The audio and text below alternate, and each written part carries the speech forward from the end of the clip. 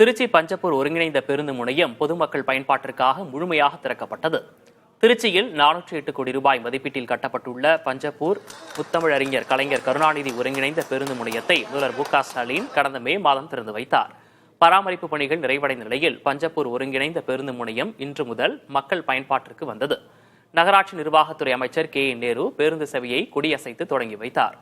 தொடர்ந்து பயணிகளிடம் கலந்துரையாடினார். இந்த பேருந்து முனையத்திலிருந்து 1257 நகர பேருந்துகளும் 1929 வெளியூர் பேருந்துகளும் இயக்கப்பட உள்ளது. கரூர்காரங்களும் பெரம்பலூர்காரங்களும் சத்திரம் பேருந்து நிலையம் இருக்குன்னு சொல்லியிருக்காங்க. மற்ற ஊரில் இருக்கிற பேருந்து நிலையங்கள்லாம் இங்கே வரும். இங்கேருந்து சென்ட்ரல் பஸ் ஸ்டாண்டு ரொம்ப நாளாக இயங்கிட்டு இருக்கு.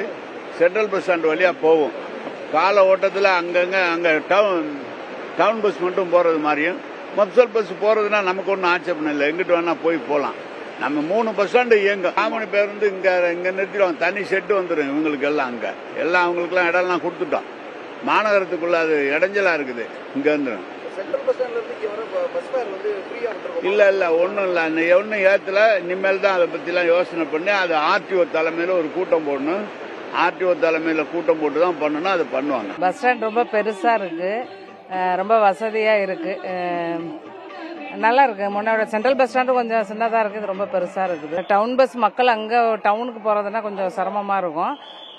டவுன் பஸ் அதிகமாக விட்டாங்கன்னா யூஸ்ஃபுல்லாக இருக்கும்.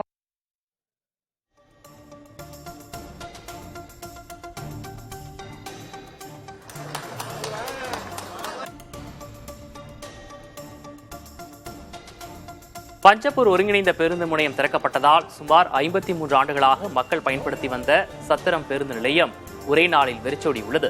1972ஆம் ஆண்டு மக்கள் பயன்பாட்டிற்கு வந்த திருச்சி மத்திய பேருந்து நிலையம் 53 ஆண்டு காலமாக தமிழ்நாட்டின் அனைத்து பகுதிகளையும் பேருந்து சேவை வாயிலாக இணைத்து வந்தது. தற்போது பஞ்சப்பூரில் புதிய பேருந்து முனையம் திறக்கப்பட்டுள்ளது. இங்குள்ள கடை உரிமையாளர்கள் மற்றும் ஆட்டோ ஓட்டுநர்களை தவிப்பில் ஆழ்த்தியுள்ளது.